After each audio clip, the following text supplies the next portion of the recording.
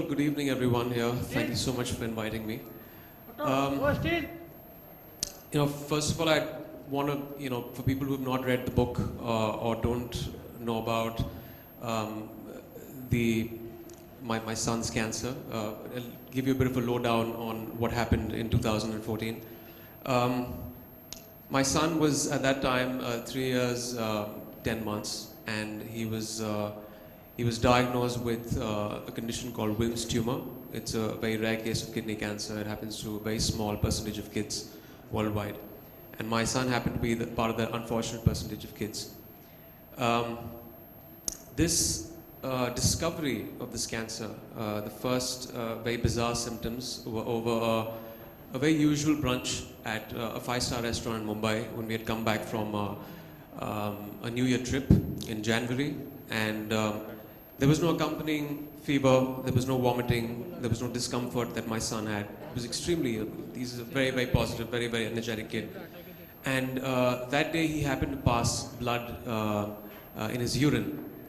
And we as parents obviously freaked out. We took him to the nearest hospital. That's where we all get treated. That's in Khar, Hinduja. And his pediatrician, Dr. Ajit there, did the tests. And we found a 9-centimeter tumor that was growing on top of his left kidney.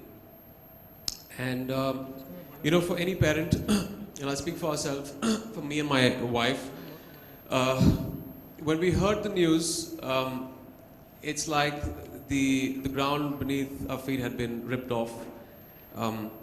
Cancer, the perception of cancer for a layperson like me, and I consider myself as a layperson because with education, with even staying in Mumbai, you've heard of people get cancer, but you don't actually go to the depths of it unless you have someone close to you diagnosed with the disease. My perception of cancer was this monster that is going to take my son's life. Because of a lot of things, maybe the way it's been projected in the media, maybe just the general vibe of what cancer has done worldwide. It has overtaken heart disease over the past decade. It's very prevalent in our country, in rural and because of urbanization in most of the places. And you're constantly hearing about deaths related to cancer. And that was my, prime fear at that point of time, that this is going to take my son's life. The perception changed when I started informing myself, when I started reading up a lot about cancer and demystifying a lot of things about this dreaded disease. I realized that 70 to almost 95%, in my son's case, the prognosis is extremely good. Wilms tumor has one of the best prognosis as far as cancer goes. It's highly treatable, and that was very heartening for me to know. But that was a revelation that happened over the course of 2 months after reading. So I had an agonizing 2 months. And but still, there's no way of encompassing that in words or trying to explain what a parent goes through. It's worse than being confronted with your own mortality, hearing that your 3-year-old son has got cancer. And our lives have changed ever since. We've started living a very new kind of normal. You make peace with the cancer in a way. It's this factor in the house. It's there in conversations that wasn't there. You can't wish it away. And your perception changes, and then you have to fight the good fight against this disease and make sure you don't let it get the better of you or your family. And that's exactly what we did. Yeah, Emraan, I think I just read through the book, and you have constantly mentioned a positive message there. I mean, Superman. We use the analogy of superheroes in the book. Yes. So I think, do you wish that in some ways the media should, or the general public should have more positive news coming out? Because as I always tell my patients, a lot of times, people proudly say that I've got an angioplasty done at a 7-star hospital, but nobody says that I've got cancer treated at an XYZ place. So do you think that kind of positive news should come out? More people. I just wish positive news sold as much as bad news did. That's the unfortunate part. But yes, there's also projections in the media that bring about positive effects of cancer, but there's no running away from the fact that it is the major killer worldwide today. So there is this dread that, there is this underlying feeling that what if, and another reason is when you have something like a diabetes or a heart, you deal with it. You have terms that you are constantly have been thrown towards you, which is 5 years survival. Your fight doesn't end after your chemotherapy or radiation. It is another psychological problem you go through for 5 years. We're still dealing with it. My son is on 2.5 years now, which is he's out of the red right now. But there are a lot of factors with cancer that actually add up the fear syndrome that we all have when we hear about cancer. So Manoj, I think that's a message that probably I think we should carry, that media needs some good news as well as bad news. Media doesn't look at news as good news or bad news. Media looks at news as news. So it's a very subjective thing. One day, I would hope that we have some of these physicians here today, because this is a great forum as well, right? We've been here all day discussing on colorectal. What a family goes through when a person in the family is diagnosed with cancer. So what do you think is this impact on the life of a family once a cancer is diagnosed, as regards the cost, as regards the anxiety? How does the healthcare worker sort of reduce this? What would you like to see the healthcare worker doing to reduce this? Well, first of all, I'd like to speak personally about our experience and the psychological impact of our son being diagnosed with this cancer. First and foremost, as parents, you go through a variety of emotions, ranging from anger, guilt, sadness. Guilt because, at that age, you're making most of the choices for your kid, and you feel that maybe it's something that you did wrong, maybe you fed the kid something wrong, there was something wrong with the nutrition, and that has a very, very deep psychological impact, that had a deep impact on us. When we heard the news, obviously it was the worst part, and post that, every day was like a new hurdle. There was post that the surgery which we had, which was the 4 longest hours of our lives, having the tumor removed, and we lost the kidney also, because that's generally how you deal with a case where it is 9 centimeters.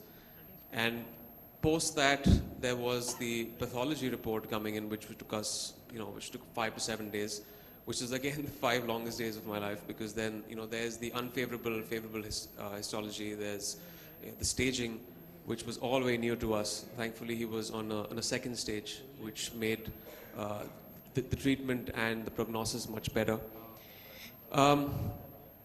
Post that, we flew our son to Canada, to Toronto, to Sick Kids. It's one of the top pediatric hospitals. And there was one of the main reasons that we did this is because we were trying to attend, apart from the physical aspect and the medical intervention, there's a psychological impact that all this has on us as a family unit and on our son. And we didn't want him to change in any way. That emotionally scars a kid. It definitely has emotionally scarred us. Kids can't talk about it. But that's something that we, I guess, lack in our country, is dealing with the psychological aspect of cancer. Talking about it, parents talking about it, trying to make the kid understand what the issue at hand is, because it's extremely complex. When my son was flown in, obviously there was great care in Hinduja, and he got the best treatment there. But there was still, because of the surgery, there was a psychological impact. And when he went there, his blood pressure shot up in the hospital in Canada. And they were equipped in dealing with that psychological aspect and calming him down. Ditto for us, because we also had someone to speak to through the entire incident. Another psychological impact was, we used to have nightmares. I came back to Bombay, I didn't get sleep. I was working here, I came back from my shoot after a month from there. I left my wife and my son when he was being treated there. And I used to get all of 1 hour of sleep in the night. And it was hell for me. But that's something that I guess every parent has to deal with. And eventually, I don't even know if I need counseling after this. So I feel that India needs more units in hospitals. I think they are starting that right now. It's in the infancy. They have a field abroad which is psychosocial oncology, which deals with, attending to the counseling sessions for parents and for, even for youngsters. So it has had a deep psychological impact, something that I fully don't understand yet. I don't know the psychological impact that it's had. And as far as the cost goes, of course, my family could deal with it, but there is this huge problem, surmounting problem that you see in real India, in rural India. Because I've got so much of fan mail on Twitter and on my mail after the book was written, that generally the cases are, there's a late diagnosis, there's no awareness there, there's illiteracy, they don't understand what cancer is, there's social stigmas there. And when they find the cancer, it is so expensive that it's untreatable, and they can't do it at that income group. But now I believe there's metronomics, which has started off in India, which is again making it extremely approachable. A few hundred rupees for a treatment in an entire month, which is a paradigm shift, and I think it's really set the standard for India and the costing here. But yeah, costing is again a key issue for that income group, which needs to be attended to. Yeah, definitely. I think psychological impact is something that we often discount as doctors. I mean, as doctors, we tend to concentrate on the disease. We tend to concentrate on curing the patient physically. So holistic care is something that is required, and taking inspiration from what TMH has. TMH does have a good apparatus as far as support is concerned, setting up cancer care groups, and that is what we have replicated in Fortis Mulund. Dr. Badwesar, do you think we should have more of these counselors take up these messages? When they take up ads, for example, now we are seeing, I'm sorry for being blunt, but pan masala, which is supposed to be as dangerous as... Everybody takes upon himself to endorse a pan masala. He's definitely being very ignorant. When you face the situation firsthand, you realize that these are the things that you cannot touch, let alone be a role model and promote them on TV and in other media. And, as an actor, you do have a social responsibility, but where does the ignorance, how do you kind of correct that? Because till my son didn't have cancer, I didn't realize most of the hurdles that I had to cross in that situation. There, for example, cancer is a very minuscule percentage is genetic, and I realized that the lifestyle has a huge part to play in cancer and fighting it.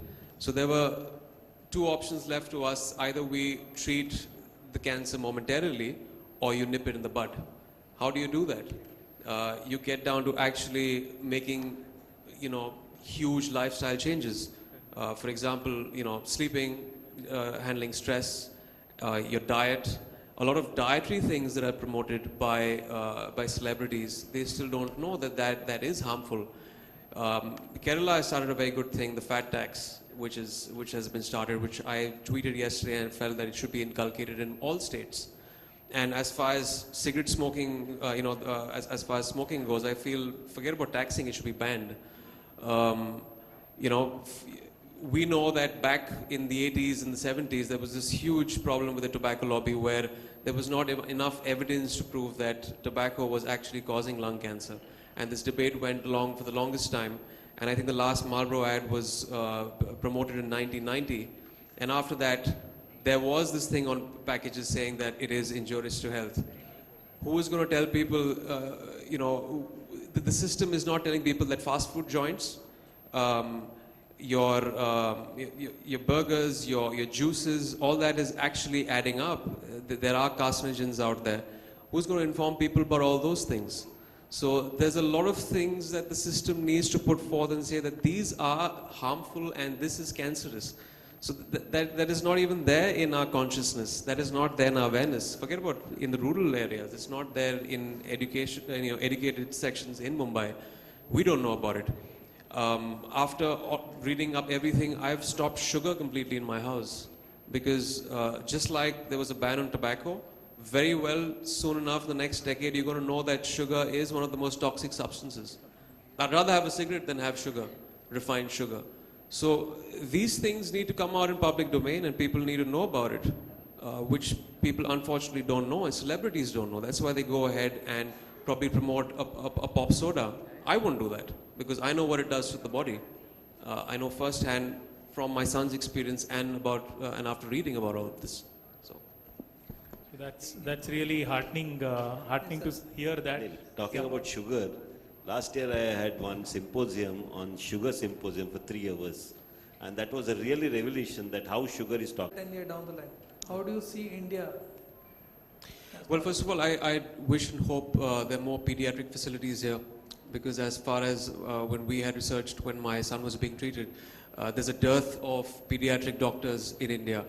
Most of the kids are being treated by adult oncologists. So, and like doctor said, there is a pediatric facility coming up in Mumbai and hopefully in other states and other cities, which is very imperative when it comes to treating little kids. And of course, healthcare systems are burdened. I hope there is some kind of provision made to give satisfactory measures, funding to those patients that come from small towns and to support them. The main cause over there for surmounting expenses, like I've heard, is late diagnosis, which when it reaches that stage, it becomes very hard for them to kind of pay up, and then they eventually drop out of treatment. And one thing that I also realized when I went abroad for the treatment of my son, there isn't much emphasis in the medical world on the lifestyle issues of cancer.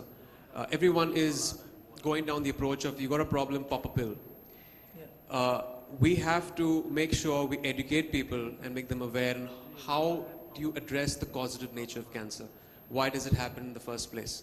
If it is a lifestyle issue, what can we do in our lives? And we've seen, I've spoken to so many doctors in Mumbai, kids are pouring in the last 2 decades, in the last decade. What are we doing? What has drastically gone wrong with the water we drink, with the food we eat, with the radiation levels? What is going wrong and how do we address that? And the system needs to address that. So these are the things that have to be addressed by the medical world, so that at least, you don't allow it to happen in the first place. Let's eradicate cancer and nip it in the bud. Instead of course, treatment options are very, very important, but let's make sure you at least bring in that awareness. Then, of course, if people know that smoking a cigarette will give them cancer and they choose to do it, then, they're puffing the life away. But at least, as far as kids go, there's the choice you make for them. So it's very important for parents also to kind of be educated and for the government to do that. Avinash sir, I think we'll have this call regarding the vision. I think as Rajan said, if the federal support and the government support increases, I'm sure the infrastructure for this will definitely grow. Current 1.3% GDP has to go to at least 2 or 3. Then I'm sure all this will probably be better. But I think more, I feel is what is important for is that there should be more awareness in the public about understanding a cancer and living with it and fighting against it. I think today people should realize